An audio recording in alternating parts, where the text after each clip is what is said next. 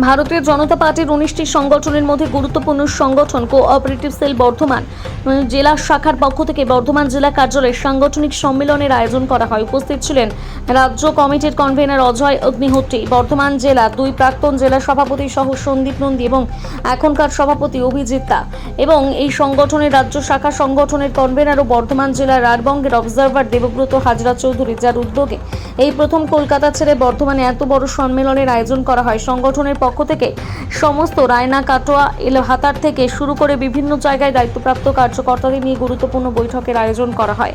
অনুষ্ঠানে কর্মসূচির আগে পরিচয় পর্ব অনুষ্ঠান কর্মসূচি হয়, জাতীয় সঙ্গীতের মাধ্যমে শুরু হয় সম্মেলন এবং কলকাতা থেকে আসা এবং বর্ধমান জেলার দায়িত্বপ্রাপ্ত কার্যকর্তাদের সম্বর্ধনা জ্ঞাপন করা হয়।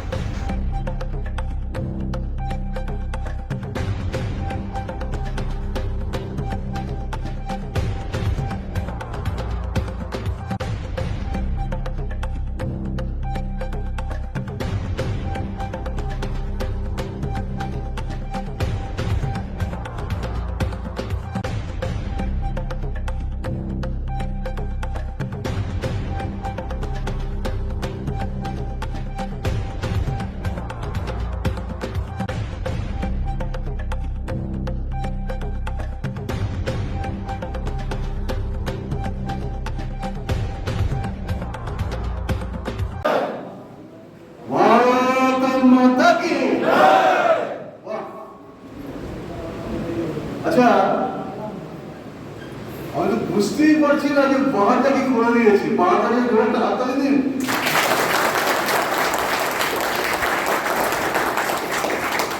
আর বাহারটাকে তিনি এখানে নিয়ে এসেছেন, তার জন্য আরো করে হাততালি।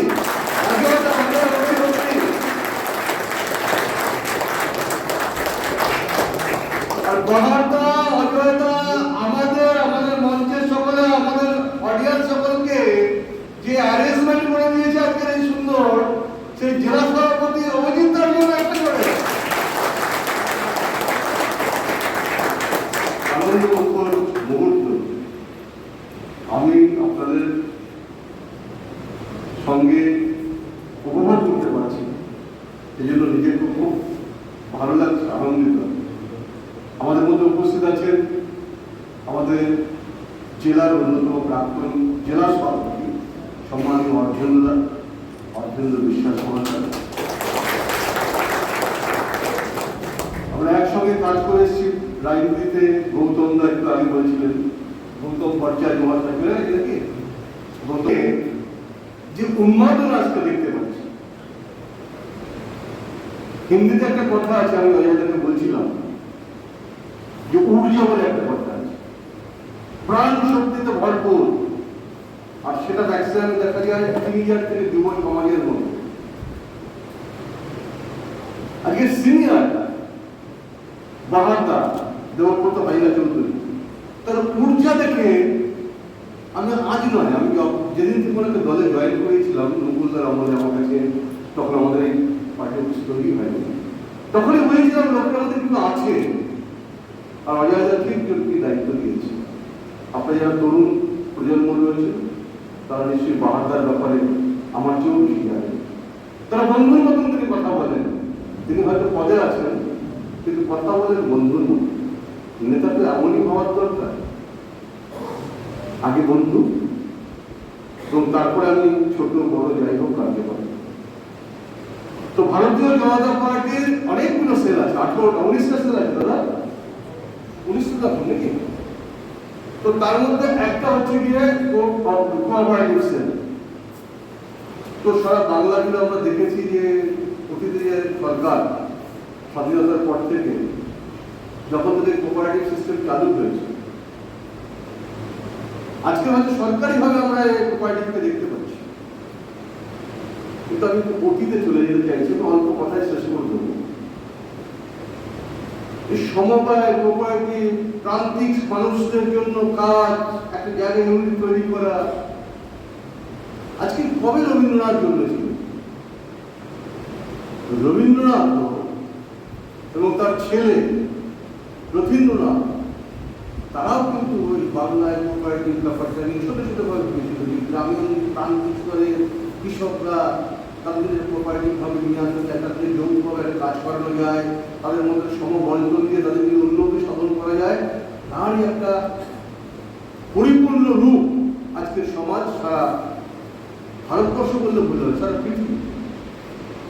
আমাদের বর্ধমান জেলাতে কোঅপারেটিভ সেল যেটা আছে, অর্থাৎ বিজেপি পার্টির শাখা সংগঠনের মধ্যে কোঅপারেটিভ সেল যেটা, সেটা বর্ধমানে আমাদের যেটা তৈরি হয়েছে, তারই আজকে সমস্ত লোকাল অর্থাৎ সাংগঠনিক বর্ধমান এবং তোমার রায়না এদের নিয়ে সমস্ত লোকালকে নিয়ে আমরা এখানে আজকে সম্মেলন করছি। রাজ্য থেকে এসেছে আমাদের কোঅপারেটিভ সেলের যিনি কনভেনার অজয় অগ্নিহোত্রী, আর এসেছেন সৌমেন চক্রবর্তী, এবং আরও রাজ্য কমিটির এসেছেন। এটা আমরা লোকাল এদেরকে নিয়ে আজকে সম্মেলনটা করছি। মূল আলোচনা হচ্ছে যে কোঅপারেটিভ সেলের যেটা মূল জিনিস হচ্ছে যে বিশেষ করে গ্রামাঞ্চলে হাজারো সমিতিগুলো আছে, যে সমিতিগুলো বন্ধ হয়ে পড়ে আছে। টিএমসির আমলে যে সমিতিগুলোকে তোলপাড় হয়েছে, সেই সমিতিগুলোর ভেতরে ঢুকে তাদের একটা সুব্যবস্থা আনা, ব্যাংকের যে কোঅপারেটিভ ব্যাংকের মধ্যে যে ঘটনাগুলো ঘটেছে বা আমরা যেগুলো দেখছি সেগুলোকে নিয়ে আমরা মূলত সেখানে আমরা এনকোয়ারি করব, এবং আমরা সেখানে যাতে পরিষ্কার পরিচ্ছন্ন সবভাবে হয় সেইভাবে আমরা চেষ্টা করব। আমার বর্ধমান সাংগঠনিক মধ্যে বর্ধমান দক্ষিণ কমিটির 12 জন এসছে, বর্ধমান উত্তর 12 জন এসছে, ভাতার এসেছে, ভাতার একজন কম এসছে, সবই 12, মন্তেশ্বর 12 জন, এরপরে হচ্ছে তোমার গলসি এখনো ঢোকেনি, দুর্গাপুর পূর্ব পশ্চিম 12 জন করে এসছে। আর একটা যেটা আমরা পেয়েছি সেটা হচ্ছে তোমার রায়নাটা হচ্ছে কিন্তু তোমার কাটোয়া সাংগঠনিক, কিন্তু রায়নাটা আর এটাকে আমরা নিয়েছি, আমার রায়না আর আমাদের বোধহয় খণ্ডঘোষ, তারা সবাই এখানে এসেছে। লড়াই হবে, সবকিছু সমিতিগুলো আমাদের নিয়ম মাফিক আমরা নেব, এবং সমিতিগুলো যাতে ঠিকমতো কাজ হয় পার্টির নেতৃত্বে। অর্থাৎ আমি যেটা বলতে চাইছি যে মাদার যে অর্গানাইজেশন, আমাদের কিন্তু মাদারের ছেলে আমরা। একটা কোঅপারেটিভ সংস্থা যে কত লড়াই করে একটা জায়গায় আসতে পারে এবং তার জন্য কি পরিশ্রম করতে হয়েছে, এবং আমার যারা সদস্য আছে যারা যা করেছে তারা, আমি তাদেরকে সাধুবাদ জানাবো, এবং মাদারকে এটাই দেখাবো যে শাখা সংগঠন যত ছোটই ভাবুক, শাখা সংগঠন কিন্তু বিরাট কাজ করে যদি সংগঠন থাকে। দেবব্রত হাজরা চৌধুরী, আমি হচ্ছি রাজ্যের এক্সিকিউটিভ মেম্বার, আর বর্ধমান রাঢ়বঙ্গের আমি হচ্ছে অবজারভার। না, আর একটা আগে হয়ে গেছে, সেদিন আপনাকে খুঁজে পাইনি, পেলে আমি আপনাকে বলতাম। সেদিনকে ব্যাপকভাবে হয়েছিল, সেদিন কিন্তু রাজ্য নেতৃত্ব আসেনি, আমরা করেছিলাম।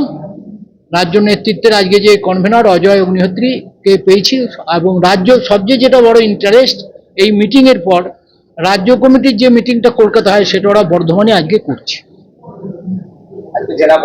জেলা পার্টি অফিসে।